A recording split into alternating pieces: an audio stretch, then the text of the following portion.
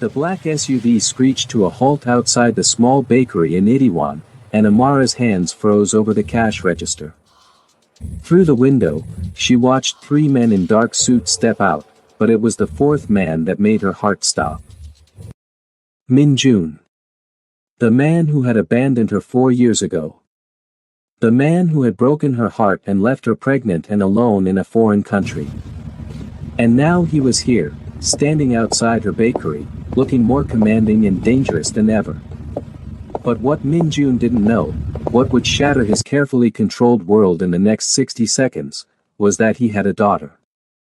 A 3-year-old little girl with his eyes, currently coloring in the back room, completely unaware that her father had just walked back into their lives. Before we dive into this emotional roller coaster, make sure you hit that subscribe button and turn on notifications so you don't miss any of our incredible Afro-Korean love stories.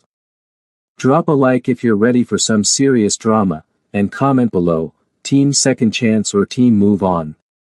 Now, let's get into this story because what happens next will change everything. We're not open yet, Amara said, her voice barely steady, not looking up from the register she was pretending to count. Amara. That voice. Deep, controlled, with just a hint of the warmth she remembered from a lifetime ago. She forced herself to meet his eyes, those dark eyes that had once looked at her like she was his entire world. You need to leave, she said. Min Jun stepped closer, his men flanking the door. He looked different, harder somehow. The past 4 years had carved shadows under his eyes, but his presence still filled any room he entered. We need to talk. We needed to talk 4 years ago. You made your choice. Before he could respond, a small voice called from the back room. Mommy, can I have the purple crayon? Amara's blood turned to ice. Min Jun's eyes widened, his composure cracking for the first time. You have a child. The back door swung open, and 3-year-old Mina toddled out, her dark curls bouncing, clutching a drawing. She had Amara's warm brown skin and full lips, but those eyes, those unmistakable dark Korean eyes, were all Min Jun. The paper Min Jun was holding slipped from his fingers. Oh my God, he whispered. Amara scooped Mina up quickly. Go back to the room, baby. Mommy's working. But I want to show you my drawing. Mina protested. In a minute, sweetheart. Please. As Mina reluctantly retreated, Min Jun's face had gone pale. How old is she? Don't. How old, Amara? 3.5. You do the math. Min Jun staggered back a step, and one of his men moved to steady him, but he waved him off. Why didn't you tell me? Amara laughed, a bitter sound that held no humor. Tell you. I tried, Min Jun. I called you 37 times. I went to your office building. Your mother had security throw me out onto the street. Literally. I was 2 months pregnant, and they threw me out like garbage. I didn't know.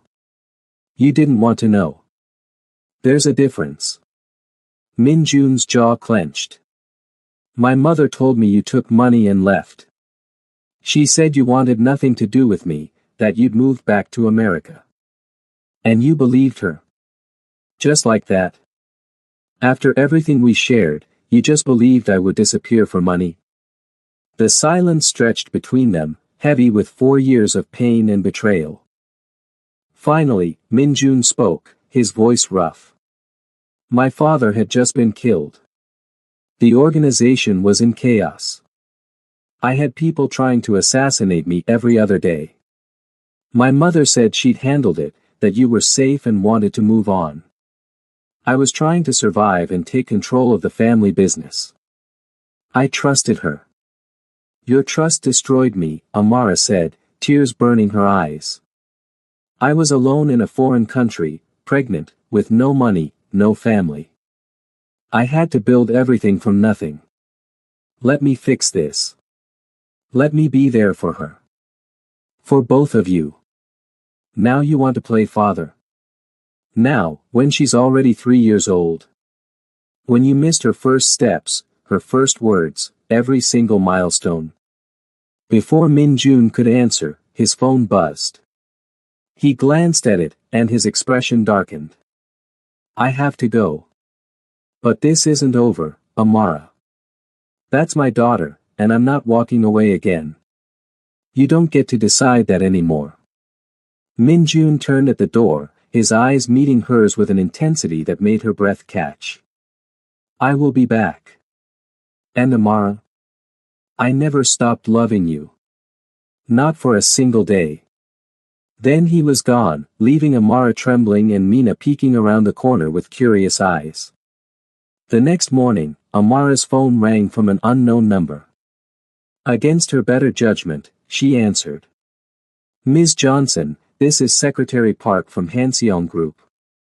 Mr. Kong Min Jun would like to arrange a meeting to discuss his daughter. Tell Mr. Kong that any meeting needs to go through a lawyer. Ms. Johnson, Mr. Kong is prepared to offer substantial support for the child. My daughter has a name. It's Mina. And she doesn't need his money. Amara hung up, her hands shaking. She'd worked 3 jobs those first 2 years, learning Korean at night, building her bakery from a street cart to this small shop. She'd done it all alone, and she'd be damned if Min Jun thought he could just buy his way into their lives now. But fate, it seemed, had other plans. That afternoon, a sleek black Mercedes pulled up outside the bakery. This time, it wasn't Min Jun who emerged, but an elegant older woman in a designer hanbok. Amara recognized her immediately. Mrs. Kong. Min Jun's mother. The woman who had ruined her life. The bakery suddenly felt too small as Mrs. Kong entered, her face a mask of controlled disdain. So the rumors are true, Mrs. Kong said, her English perfect and cold. You really did trap my son with a bastard child. Amara's hands clenched into fists. Get out of my shop.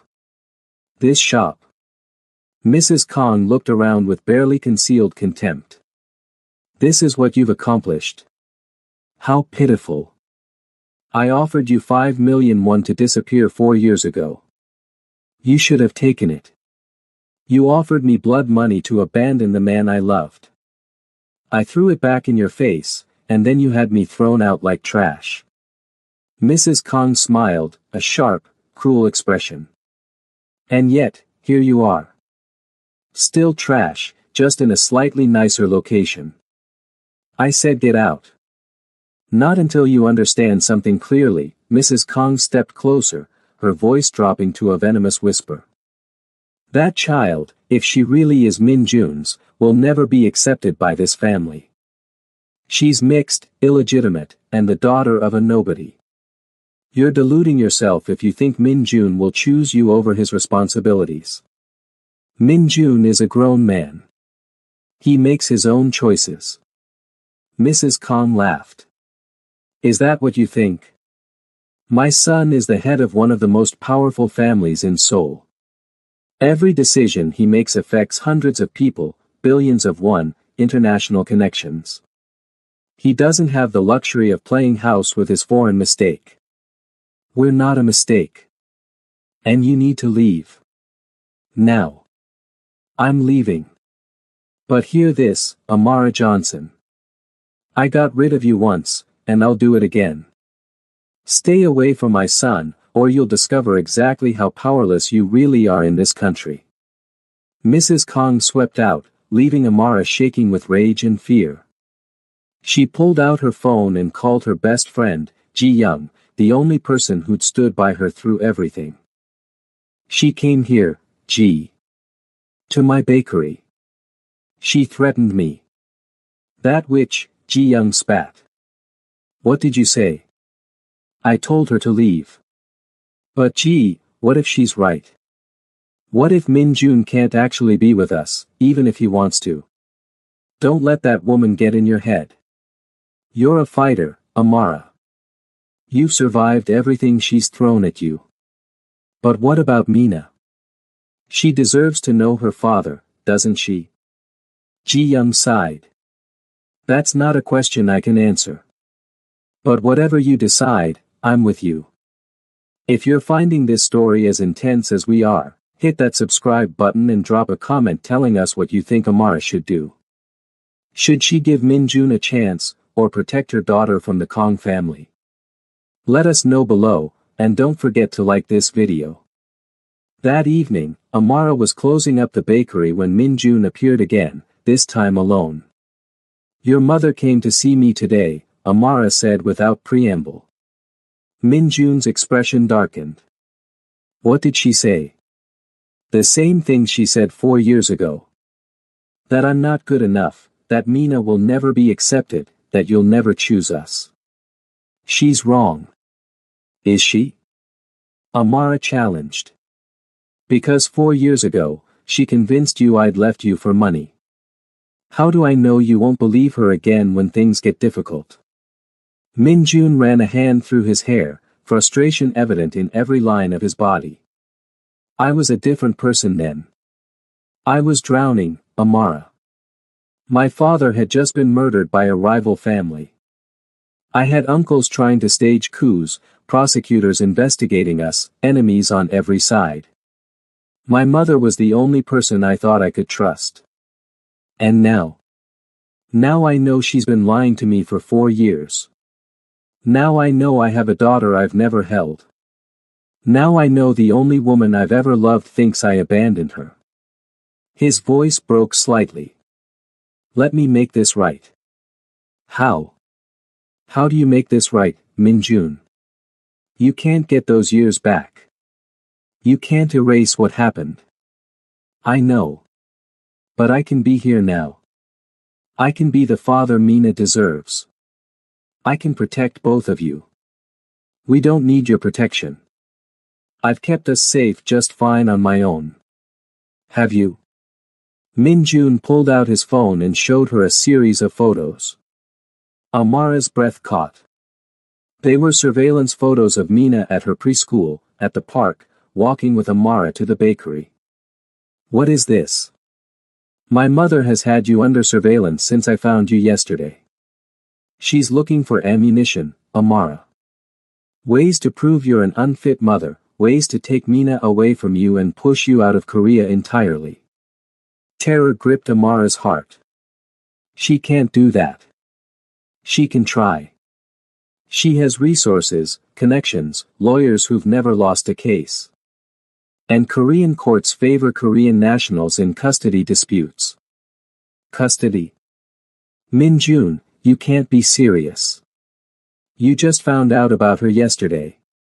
I'm not threatening you, Minjun said quickly. I would never try to take her from you. But my mother will, and she'll use me to do it. The only way to protect Mina is for us to present a united front. United front?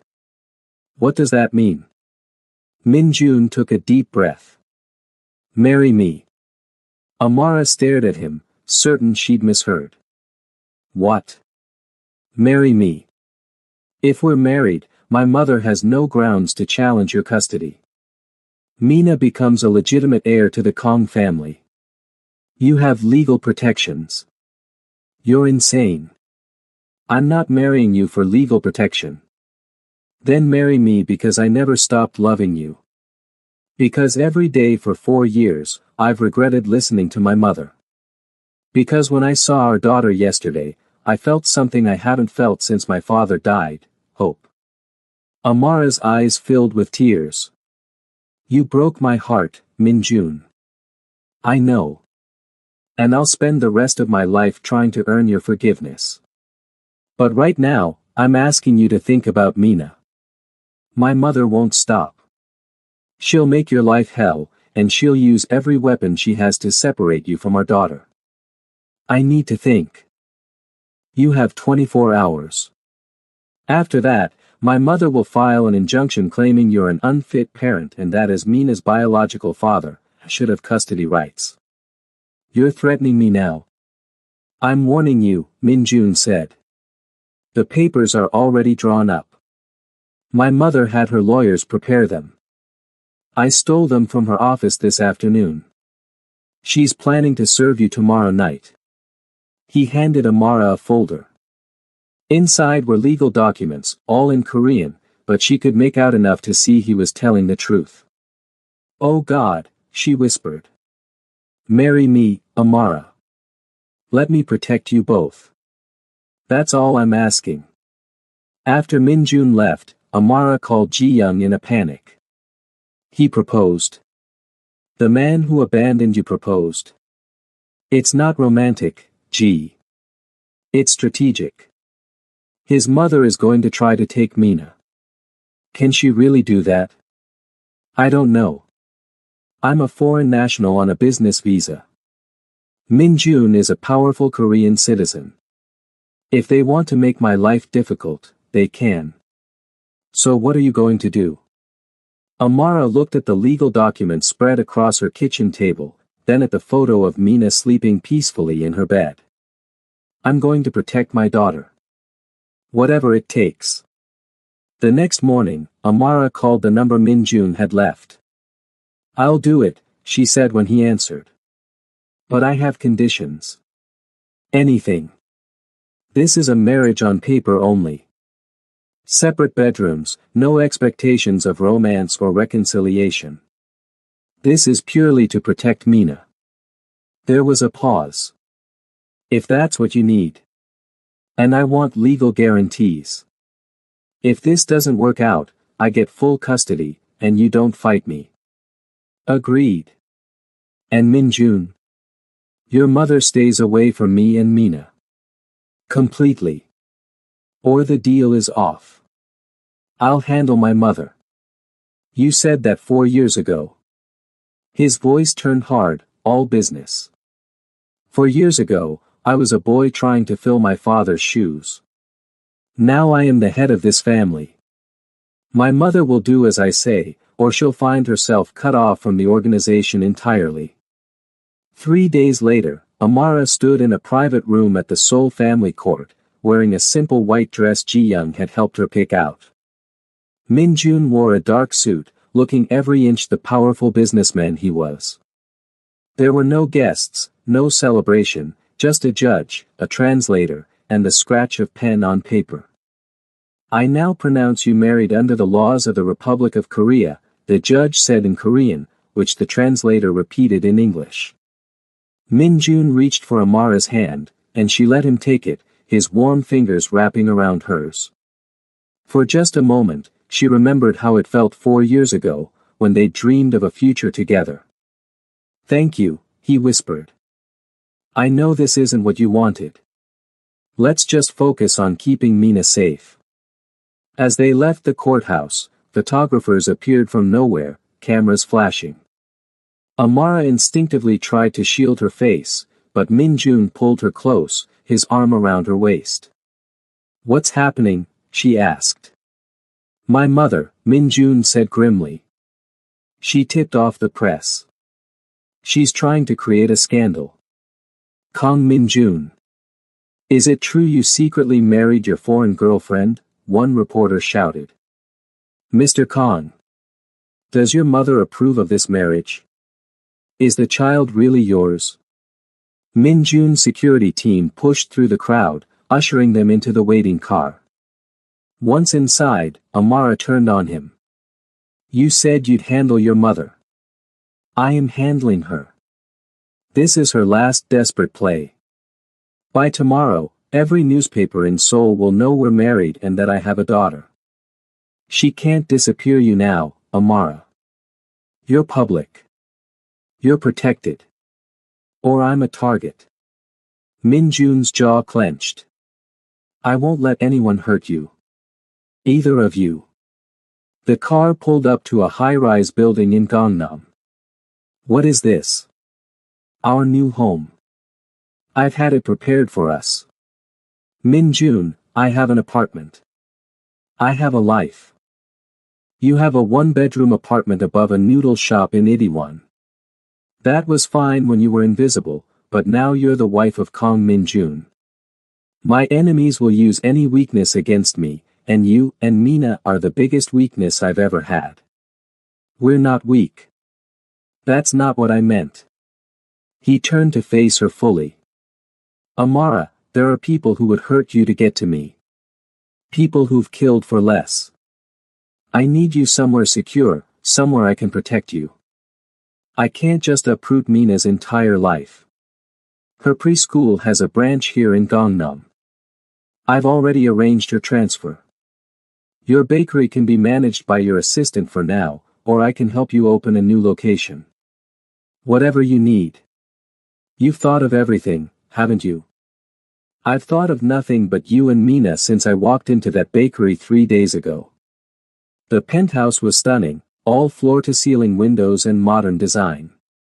But what caught Amara's attention was the third bedroom, which had been transformed into a perfect little girl's room, complete with a princess bed, toys, and books. When did you do this?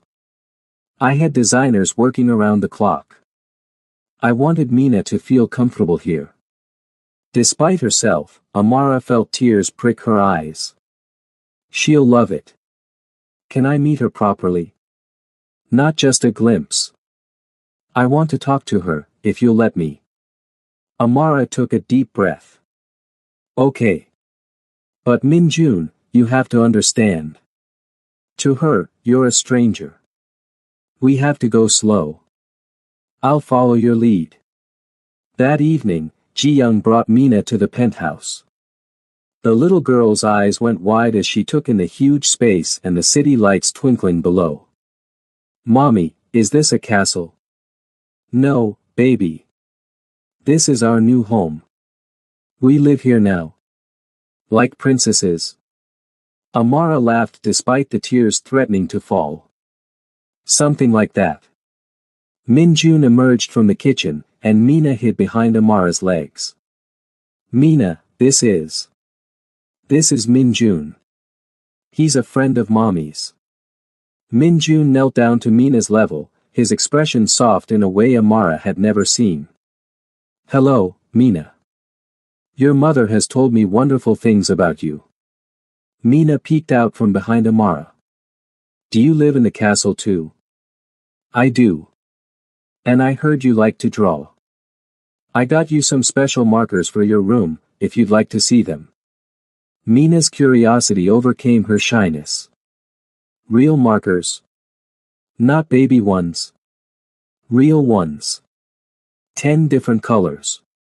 Mina looked up at Amara for permission, and she nodded. The little girl carefully approached Min-jun, who showed her to her new room. Watching him interact with their daughter, pointing out the different toys and explaining how the starlight projector worked, Amara felt something crack in her chest. This was what it could have been like. This was what they'd stolen from all of them.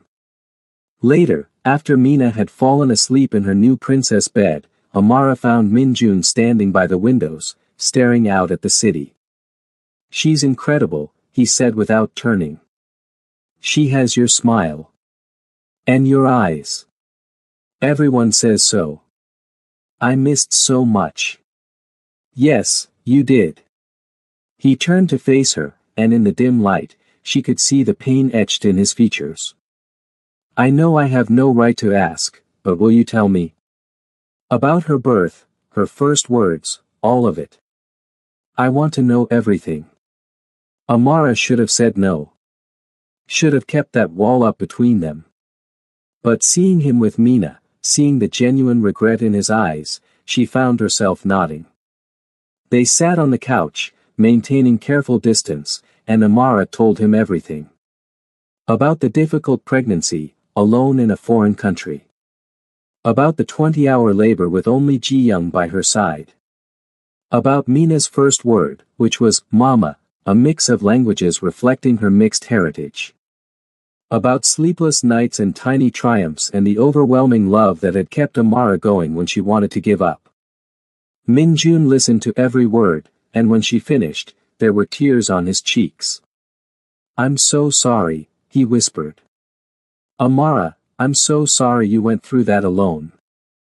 I wasn't alone. I had Ji-young. I had the Korean friends I made at the community center. I had Mina. But you should have had me. Before Amara could respond, Min Jun's phone buzzed. His expression darkened as he read the message. What is it? My mother. She's called an emergency family meeting for tomorrow. She's demanding I bring you. Why? To publicly shame you. To try to humiliate you in front of the entire family so you'll leave on your own. I'm not afraid of your mother. Min Jun looked at her with something like admiration. I know. But Amara, my family, they're not kind people. They'll say terrible things. Let them. I've survived worse. The next evening, Amara dressed carefully in a conservative Korean dress Ji Young had helped her choose. Min Jun had wanted to buy her designer clothes, but she'd refused. She wouldn't give his family the satisfaction of thinking she was after their money. The Kong family estate was even more intimidating than Amara remembered from her one disastrous visit 4 years ago. Sprawling traditional Hanok architecture mixed with modern additions, all surrounded by walls and security. Stay close to me, Min Jun murmured as they entered. The family was gathered in a formal sitting room. Mrs. Kong sat at the head, her face a mask of cold fury. Around her were various aunts, uncles, and cousins, all watching Amara with expressions ranging from curiosity to outright hostility.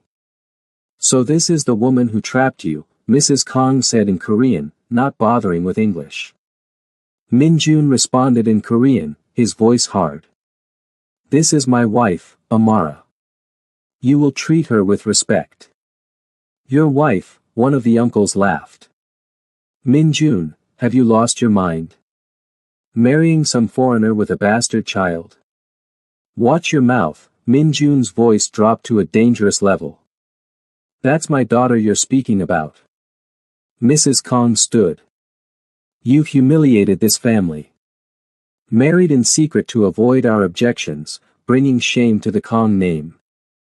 I married in secret because you were planning to steal my child, Min Jun interrupted. Don't think I don't know about the custody papers you had prepared. The room went silent. Mrs. Kang's eyes narrowed. That child has no place in this family. Amara had had enough. In careful Korean she'd been practicing, she spoke. That child has a name. Mina. And whether you accept her or not, she is Min Jun's daughter. She exists. I exist. And we're not going anywhere. Several family members looked surprised that she spoke Korean. Mrs. Kang's face flushed with anger. How dare you speak to me? Mother, enough. Min Jun stood, pulling Amara up with him. I called this meeting to inform you all of my marriage, not to ask permission. Amara is my wife. Mina is my heir. Anyone who has a problem with that can leave the family business. You can't be serious, another uncle sputtered. The organization will never accept. The organization accepts what I tell them to accept. I am the head of this family, not any of you. My word is law. Min Jun's voice carried absolute authority. Now, you have a choice. Accept my wife and daughter, or find yourselves cut off from the family entirely. What's it going to be? The room erupted in angry Korean, voices overlapping. Amara caught phrases like, disgrace, and mixed blood, and foreign trash. Her hands clenched at her sides, but Min Jun squeezed her hand. We're leaving, he announced. When you're all ready to behave like civilized people, you know where to find us. As they walked out, Mrs. Kang's voice followed them. You'll regret this, Min Jun. That woman will destroy everything your father built. In the car, Amara let out a breath she didn't know she'd been holding. Well, that went about as badly as expected, she said. I'm sorry they're such dinosaurs. It's not your fault. Though I appreciate you standing up for us. Min Jun turned to her, his expression serious. Amara, I need you to understand something. What I said in there wasn't just for show. You and Mina are my priority now. Not the business, not the family name. You. Min-jun. I know you don't trust me yet. I know I have to earn that.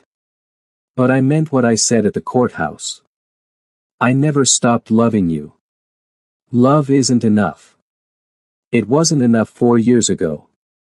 You're right. But maybe love plus action is. Let me show you I've changed. Let me prove that I'm the man you fell in love with. Amara wanted to argue, to keep her walls up, but the sincerity in his eyes made her pause. One day at a time, she finally said.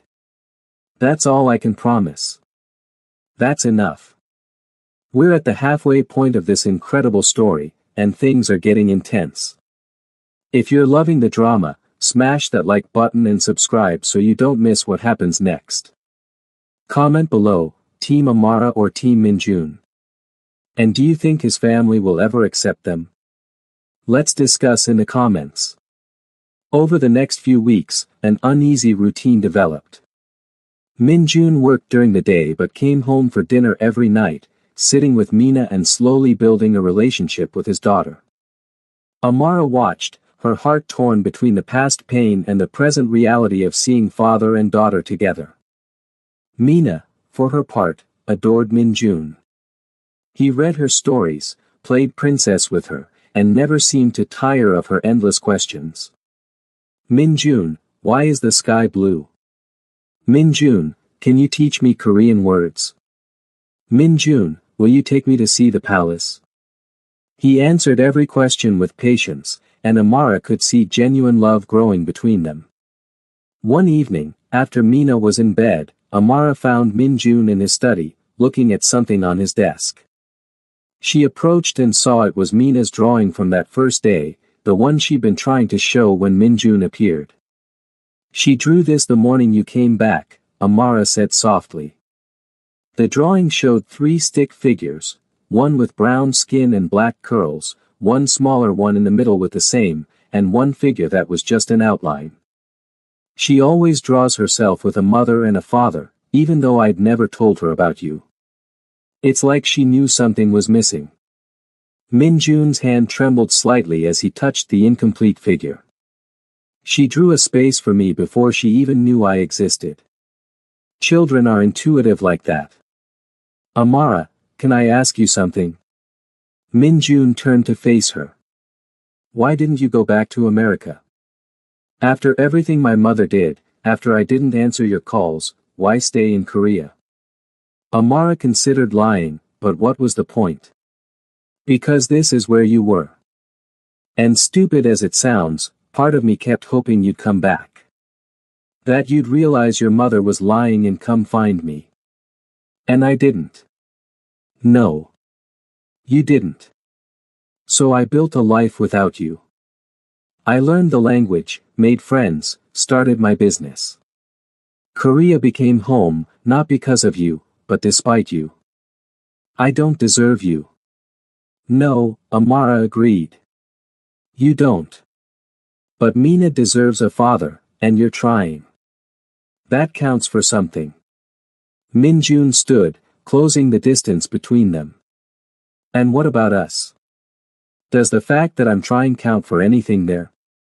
Amara's breath caught as he reached up, his fingers barely grazing her cheek. Min-jun. I know. One day at a time.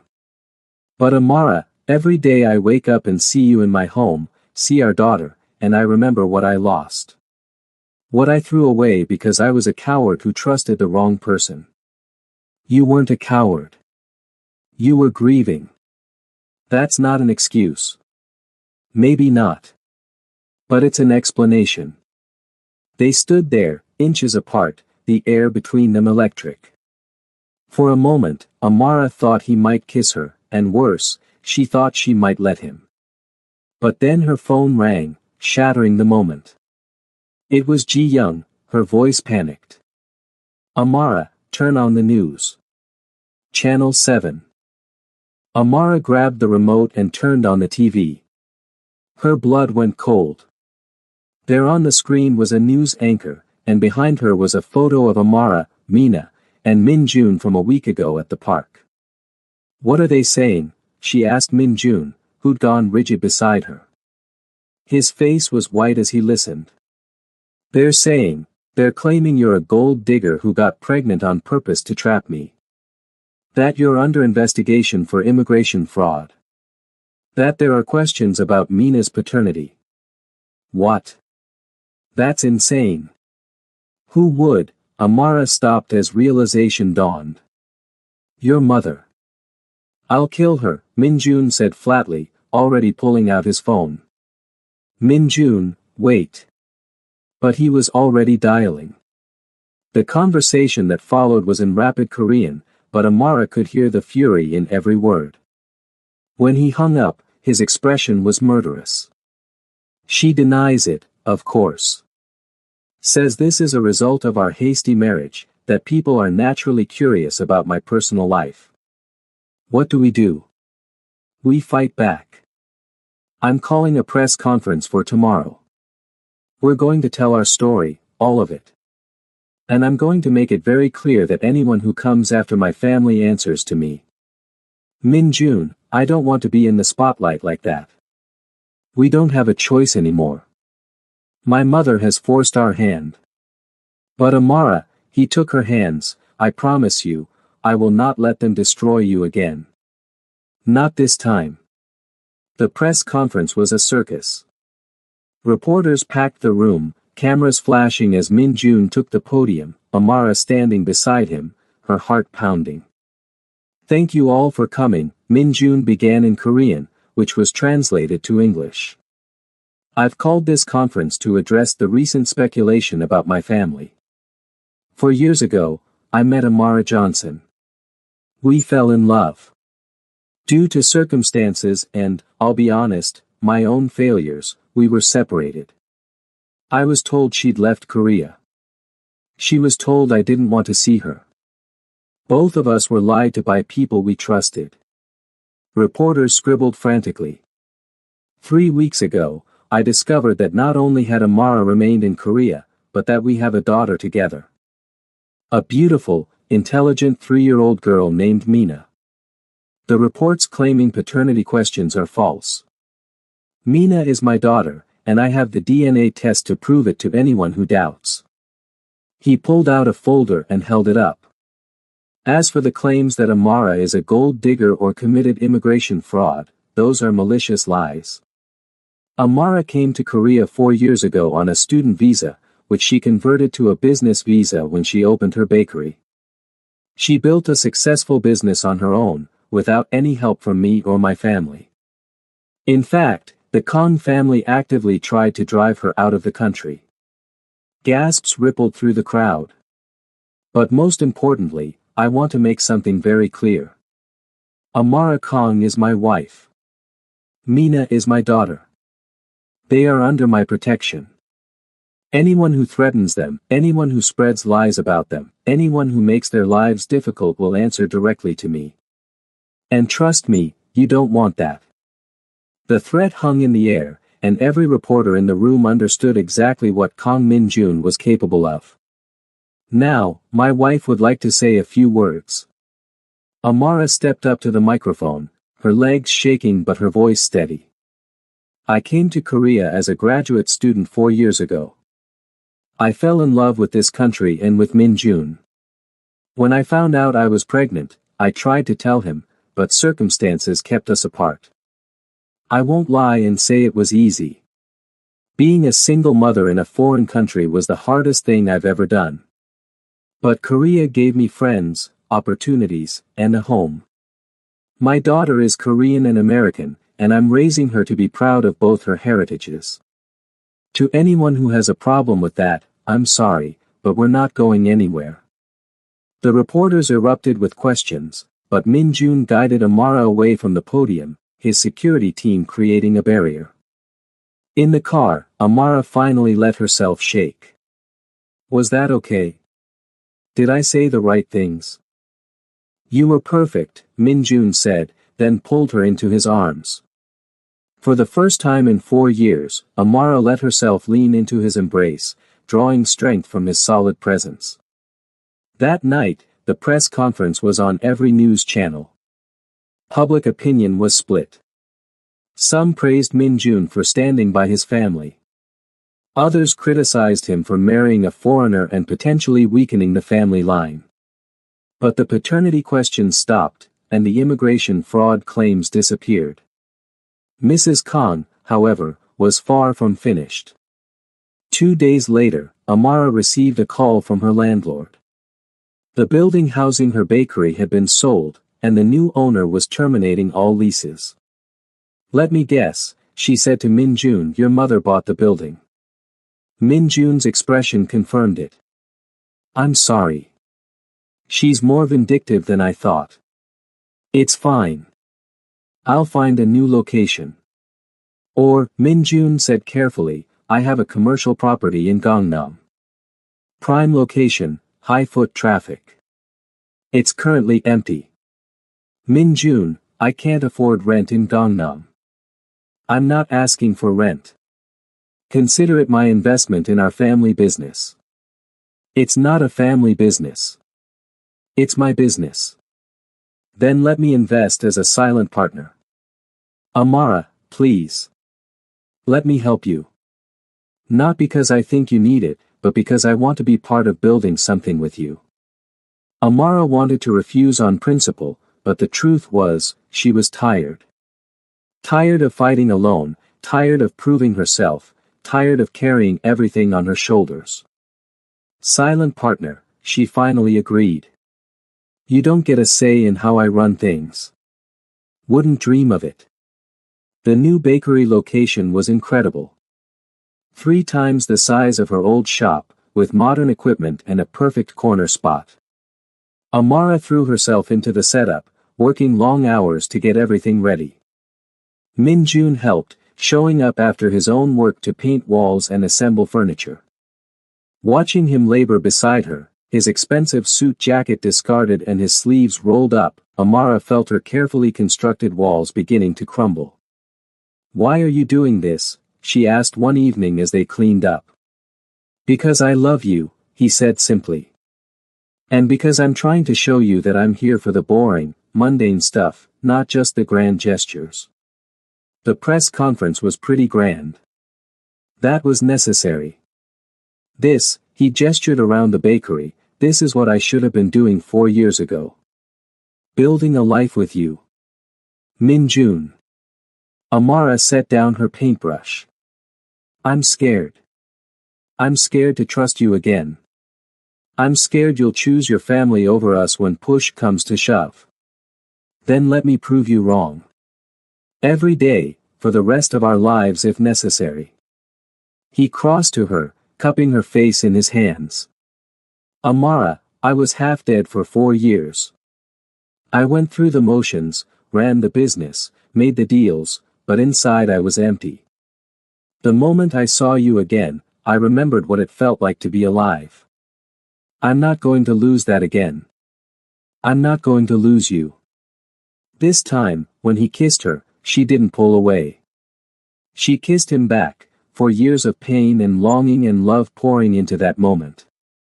It was messy and desperate and perfect. When they broke apart, both were breathing hard. "This doesn't fix everything," Amara whispered. "I know. But it's a start." Over the next few months, things seemed to settle. The bakery opened to huge success, with lines around the block. Mina started calling Min Jun Appa, which made him tear up every time. And slowly, carefully, Amara and Min Jun began to rebuild what they'd lost. But Mrs. Khan wasn't done yet. Amara was at the bakery when Ji Young burst in, her face pale. "You need to see this," she said, shoving her phone at Amara. It was a news article from a gossip site. The headline made Amara's blood run cold. Kang Min Jun's wife, criminal past revealed. The article claimed Amara had been arrested in the United States for assault, had a history of violence, and was potentially dangerous around children. "This is insane," Amara said, her hands shaking. I've never been arrested for anything. I know that, but look at the comments. The comments were vicious. People calling for Mina to be taken away, claiming Amara was unfit, demanding Minjun divorce her immediately. Amara called Minjun, who answered on the first ring. I've seen it, he said, his voice tight with fury. I'm handling it. How? Minjun, this is my reputation. My ability to be a mother to Mina. It's completely fabricated. My lawyers are already drafting lawsuits against the publication. But the damage is done. People believe this stuff. Then we'll make them believe the truth. Amara, where are you? The bakery. Stay there. I'm coming to you. 20 minutes later, Minjun arrived with a team of lawyers and a cybersecurity expert. We've traced the IP address of the person who sent the story to the gossip site, the expert said. It came from Kong residence. Minjun's expression went deadly. My mother's house. Actually, the expert pulled up more data. It came from Mrs. Kang's personal computer. We have proof she fabricated the entire story. Can we use this? Amara asked. Absolutely, one of the lawyers said. We can sue for defamation, and we can file a police report for harassment and fabrication of evidence. Minjun stood. Set it all in motion. I don't care if she's my mother. She's gone too far. That evening, Minjun went to confront his mother alone, despite Amara's protests. This is between her and me, he said. It's time I end this. Amara waited at the penthouse, pacing anxiously, Mina long since asleep. When Minjun finally returned 3 hours later, he looked exhausted. What happened? I told her she had two choices, publicly apologize and accept you and Mina, or I remove her from the family entirely. No access to the business, no claim to the Kong name, nothing. Minjun, you can't disown your own mother. I can, and I will if necessary. Amara, she admitted everything. The lies 4 years ago, the custody papers, the building sale, the fake news story. She admitted it all and said she'd do it again because she believes you're ruining me. Maybe she's right. Minjun grabbed Amara's shoulders. Don't you dare. You saved me, Amara. You and Mina gave me a reason to be something more than just a crime boss. You made me want to be a better man. What did she say? About your ultimatum? She asked for time to think. I gave her 48 hours. Those 48 hours were the longest of Amara's life. She jumped at every phone call, analyzed every news alert, waited for the other shoe to drop. When the deadline arrived, Mrs. Kong requested a meeting with both of them.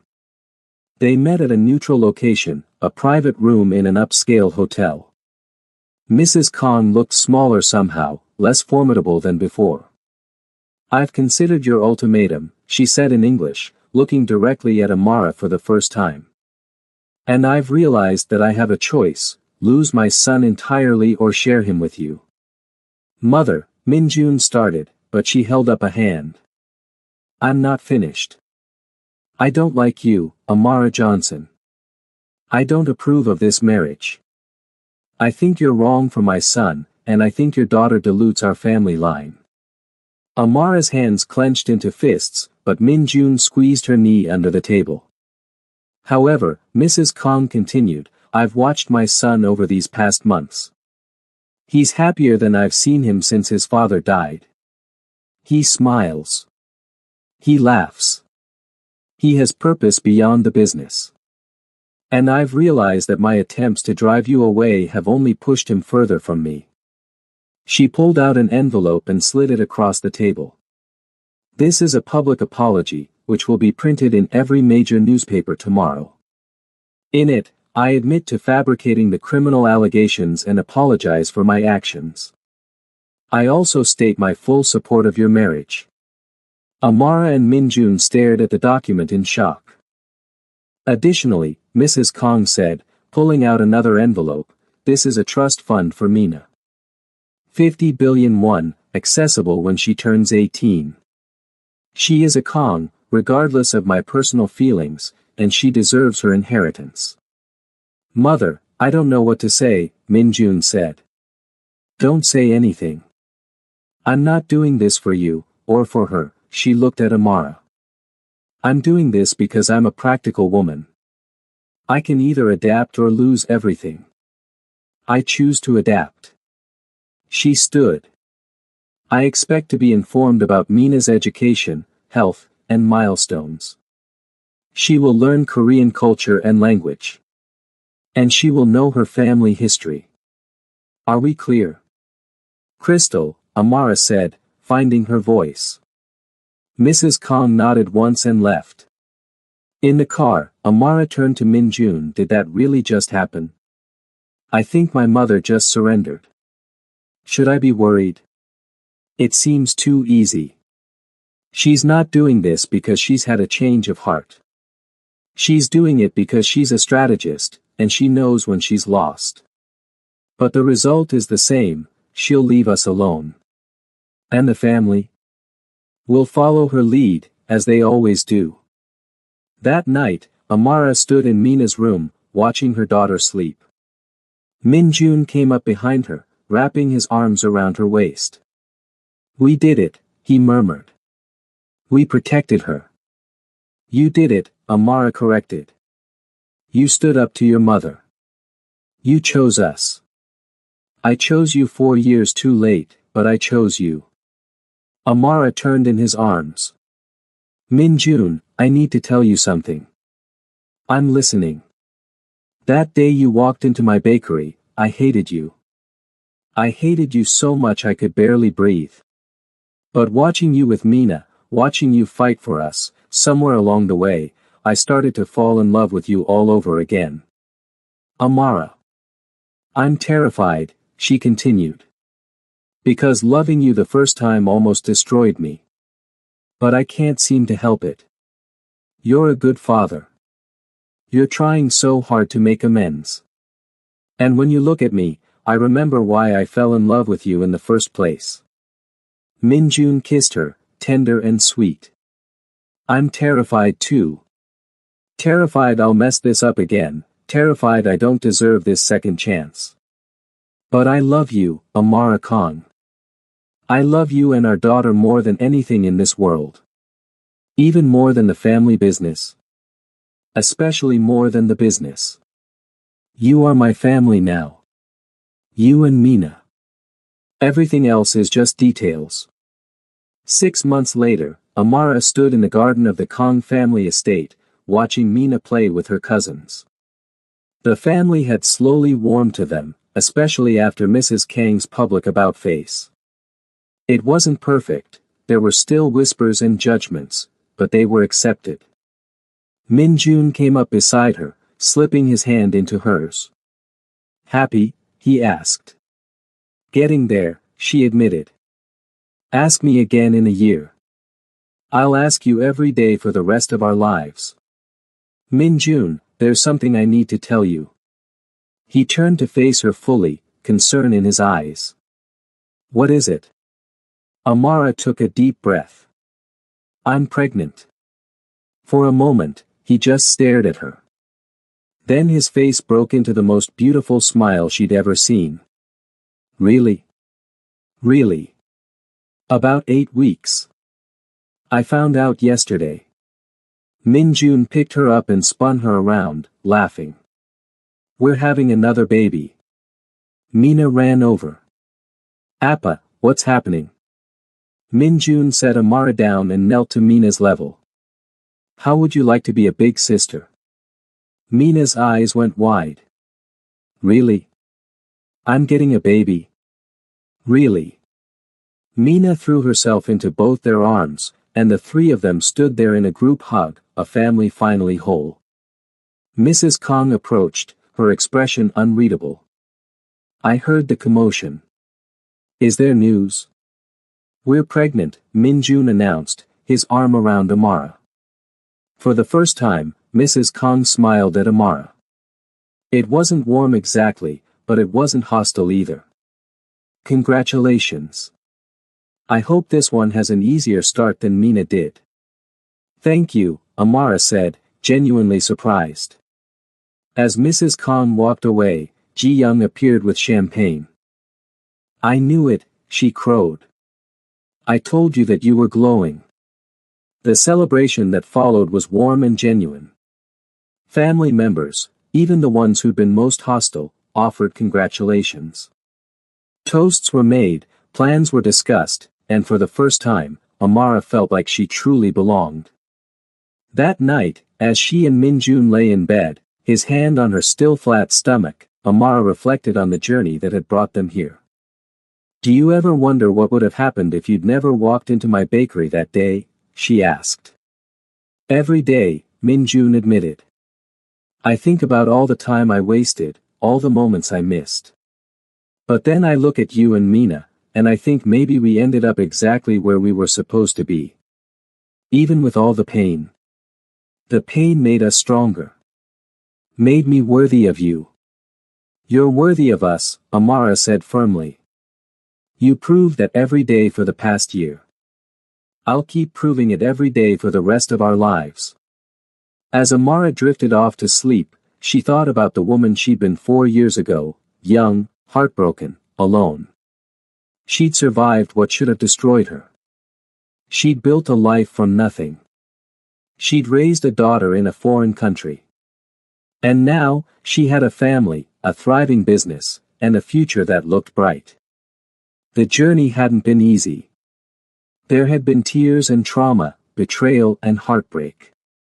But standing on the other side of it all, Amara realized something important: she hadn't just survived.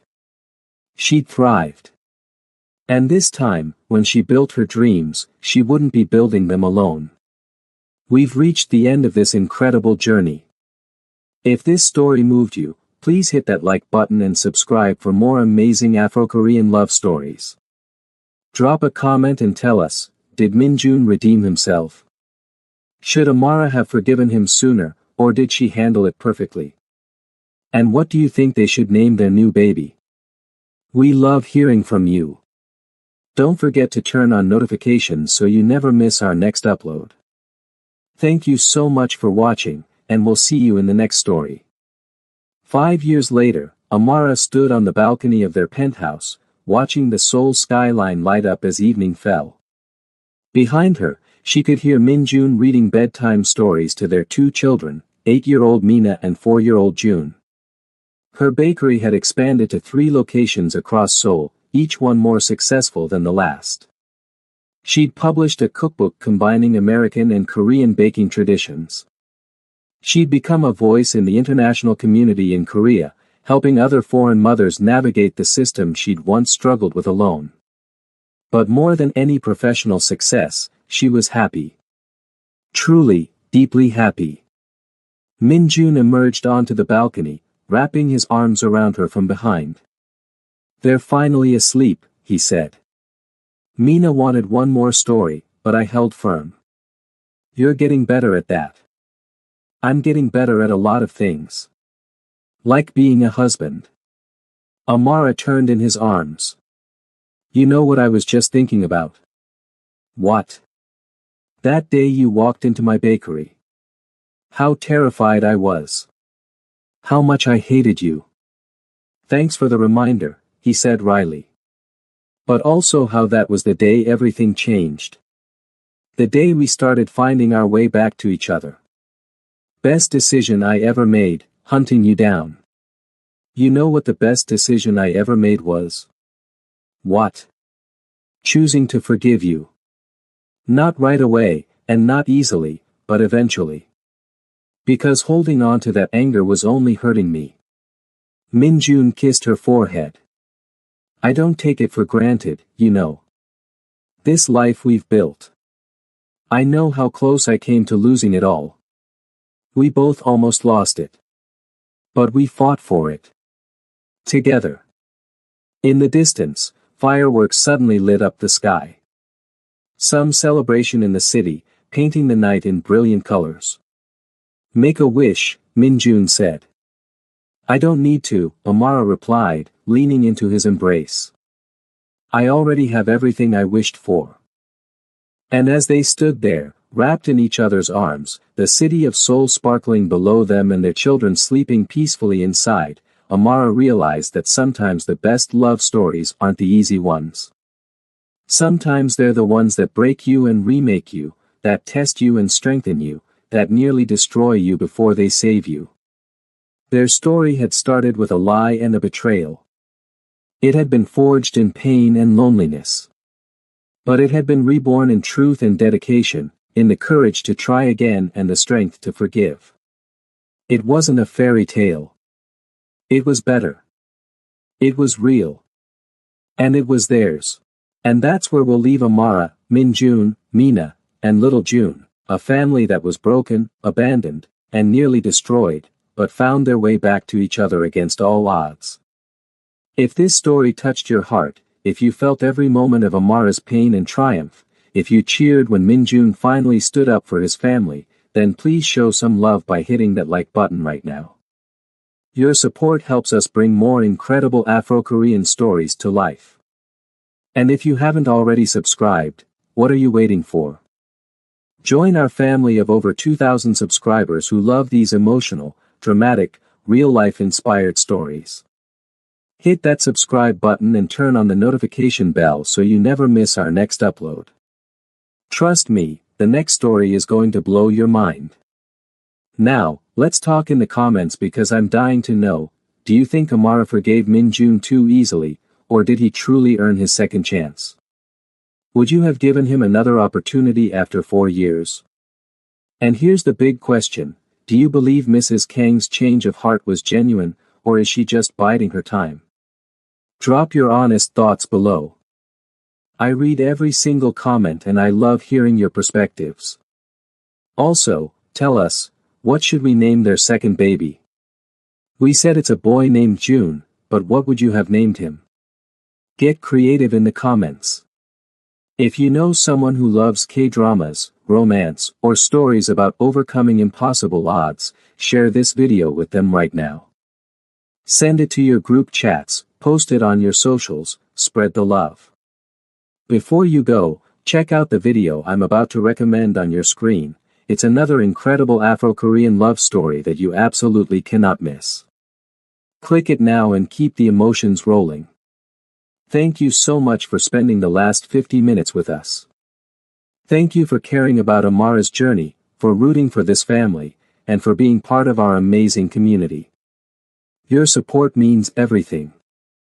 Remember, everyone deserves a second chance, but not everyone earns it. Minjun earned his. What do you think? Until next time, keep believing in love, keep fighting for your happiness, and never let anyone make you feel like you're not enough. You are worthy. You are powerful. You are loved. See you in the next story. Peace and love, fam. Purple Heart.